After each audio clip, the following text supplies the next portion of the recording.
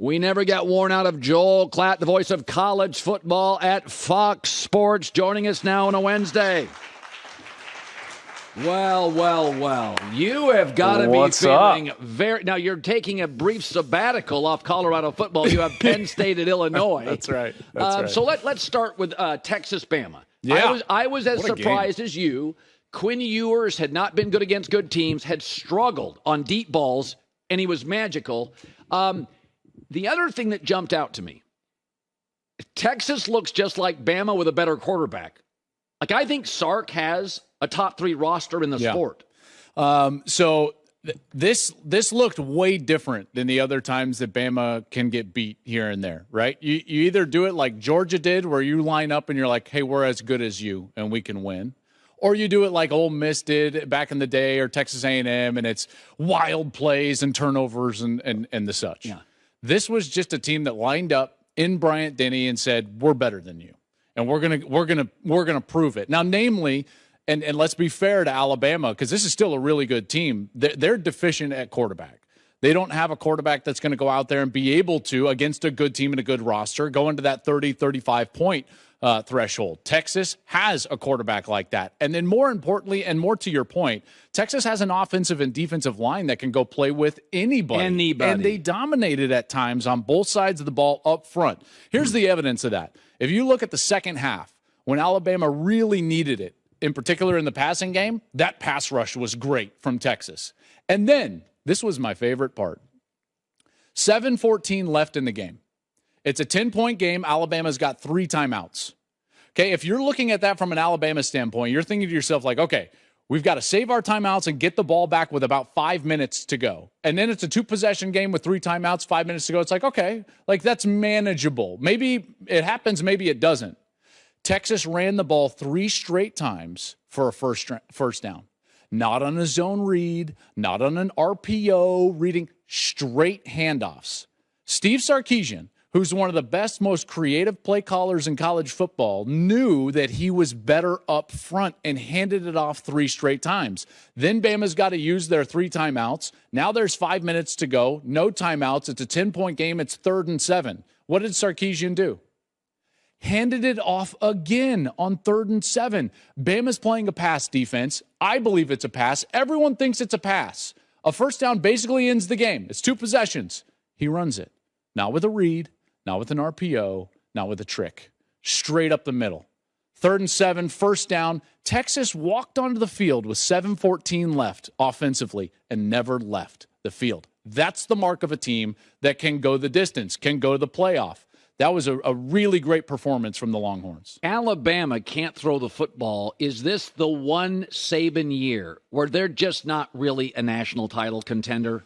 Well, it's still hard to say that, because if you look at their schedule, Texas is really the only team on their schedule that can do to Bama what they did Saturday night.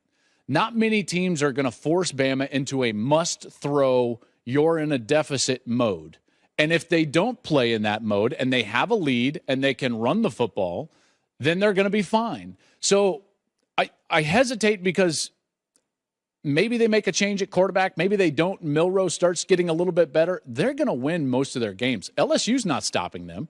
LSU doesn't know how to play with Harold Perkins all of a sudden, who's the best defender in college football, and they've got him off the ball as a linebacker, can't make a tackle for loss. It's wild, the coaching mistakes that are going on at LSU. So I look at Bama, and I'm like, nothing prevents them from running the table in the SEC and at least playing Georgia in the SEC championship game. So at that point, like I just don't buy into this Bama's done type of talk. Yeah. I just think Texas is really good this year. Yeah. All right, Colorado. Don't be so begrudging. No, I'm not. I just you don't buy it, do you? Well, no. Sports gives us McGuire Sosa, Butler in the national championship, Lynn Sanity in New York. This doesn't feel like, I'm not saying it's just going to now unravel. What is the ceiling of this team? Okay, so that's a good question. Big ceiling, week after week, have a couple injuries. This year, what's the ceiling? Okay. Number one is you have to, and this is exactly the route I just took with Alabama. You have to be fair and evaluate what the team is and who it's going to face. Okay? Just did it with Bama. I told you Bama's still going to be favored the rest of their schedule. That's fair. Colorado has to play as tough a schedule as anybody out there because the Pac-12 is the deepest conference in the country right this year. Now it is, yeah.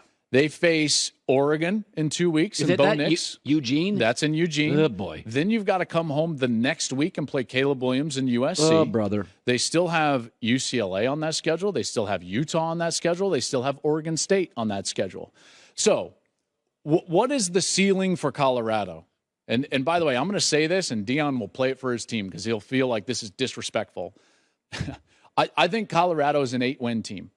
With the schedule that they have. You would have taken that a month ago. Oh, of course. 8 wins is great. Of course. That's +7 in the win column. That's unheard of. Remember, this is a 1-11 team. They played 7 ranked opponents last year, lost by an average of 36.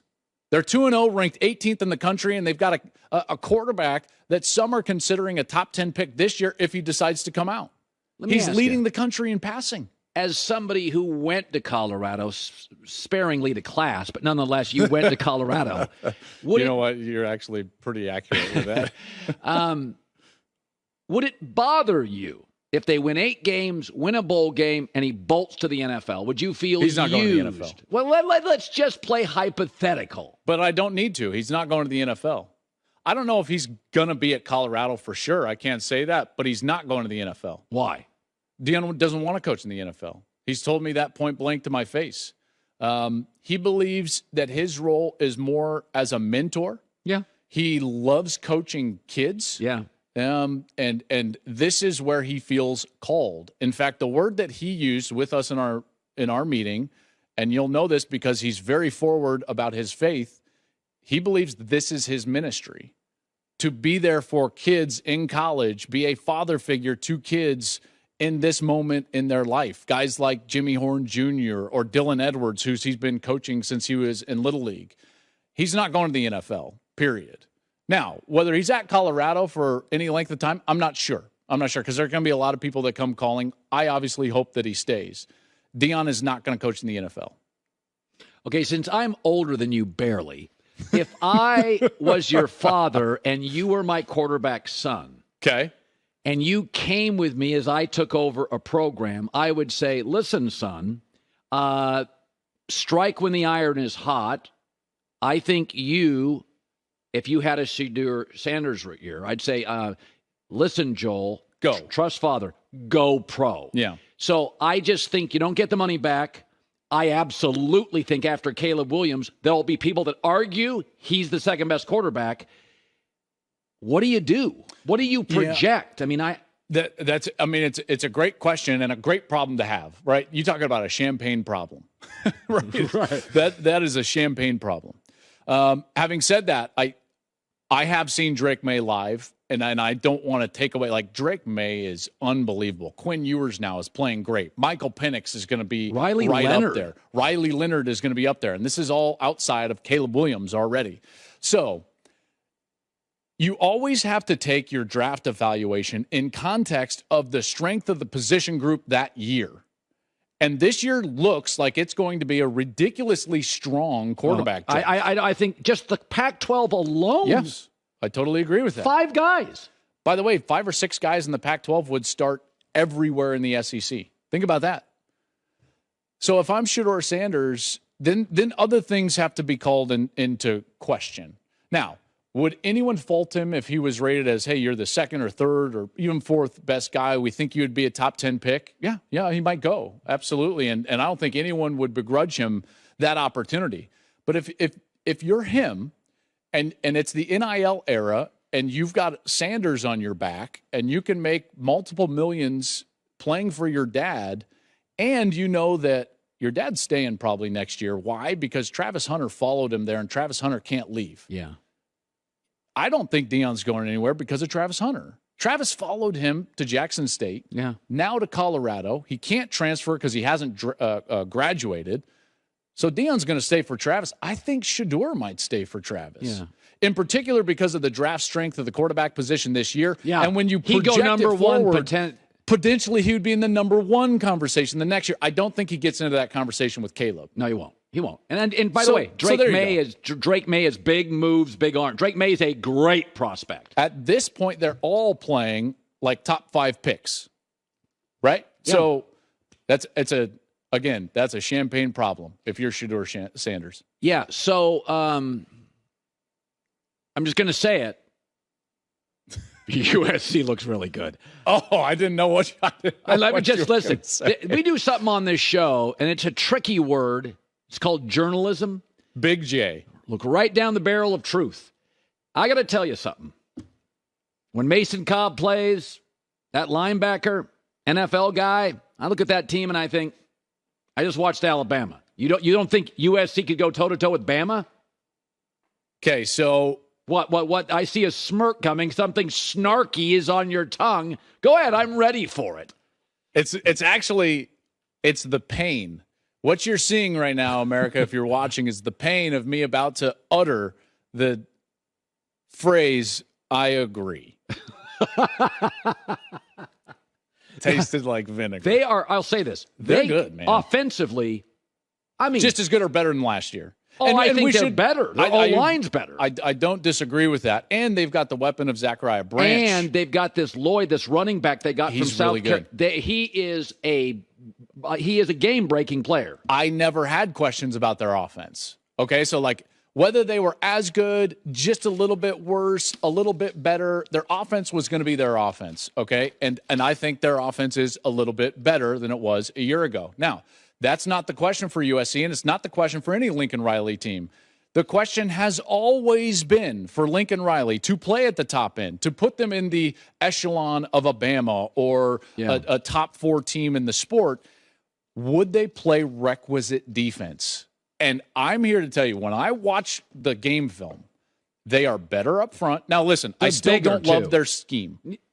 I don't like their corners. I just don't love their corners. They're disruptive up front. Bear Alexander gets after it up front. Their linebacker core is faster and better tacklers than they were a year ago.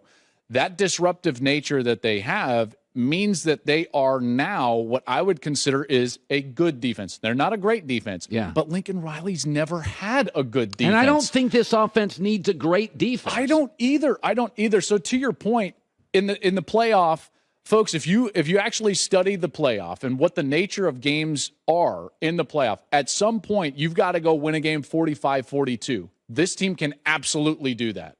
Not a question in my mind. They're better than the Baker Mayfield Oklahoma team that took Georgia to overtime in the Rose Bowl. Yeah. The only question I have for USC is it's only one. It's the depth of that schedule. Again, we go back to the Pac-12. They've got to play a lot of great teams in a row at the end. In fact, they play 9 consecutive weeks against Power 5 opponents to end the season because their last week on Thanksgiving is a bye, which is wild. 9 consecutive weeks against Power 5 opponents is unheard of in this sport. And so the fact of the matter is that their most difficult opponent, I believe, is their schedule. Yeah. All right, I want to circle back to Alabama. So Joel Klatt has his top 10. I agree down the line. I really do. You know, the only one that I felt like was too low was USC. I was going to say I would flip SC and Penn State. Okay. I would put USC 6, Penn State 7. Other than that, I agree down the line. This is awkward today. Why? A lot of agreement. Hey, journalism doesn't have to be conflict driven. The truth is the truth. It's just making me rethink all of my positions. Okay. So as I look at that, and I look at Bama at 9, I know a story. Saban, his agent Jimmy Sexton years ago said, hey, I don't want to be sitting there in my 70s and not competitive. Right. Tell me when it's time. So he'd get a TV job wherever he wanted. He's just very good at that stuff. I look at Bama at 9, and I don't think offensively they are close to 7 or 8 of these teams. Like, I mean, sure. With Cam Rising healthy, they're not close offensively to these teams. No. Most of these teams, not even in the same ballpark. You think Saban, after that thing, looked at Texas and thought, here they come to my conference, and Sark is going to be – do you think Saban has thought about for the first time? Let me put it to you this way. Retirement, TV. I view Clemson and Bama very differently right now, and they're both 1-1 and lost big games. Okay, now Clemson loses to Duke. And these were the powers, right? We remember 4 years ago, we thought, like, are we ever going to get a national championship game that is not Clemson and Alabama? I view these totally different, and the reason is because Alabama is still, when you look at the talent composite, the best roster in college football. They're a quarterback away from being just fine. They're a quarterback away from being a winner in that game against Texas. Well, come on now. Well, so are the Jets. I mean, you got to have the quarterback. I understand, but in the transfer portal era, it happens like that. Look at what happened at Colorado. Well, I don't doubt. To what's going I don't on. doubt next year, but I'm saying today. Well, he's not going to walk away in the middle of the season, and I don't think that he's looking in the crystal ball into the future with the way that they've recruited and the roster that they have, and thinking to himself like, "Boy, we're in the middle of a slide." I sat on this show years ago, and I made the mistake of saying the dumbest thing I've ever said on TV ever. I said Alabama has a Nick Saban problem. It's the stupidest thing I've ever said. It's the most regret I have of anything I've said on the air, and I won't repeat it. I will not repeat it. And the reason is that their roster, his drive, and the reckoning that is the Alabama program can and will fix itself. They get one player in the transfer portal, and they will be a national title contender like that. Hi, everybody. Thanks for watching. Subscribe here to get the latest from the show. Also, be sure to check out more of the best clips from The Herd or go watch a few segments from other shows on FS1.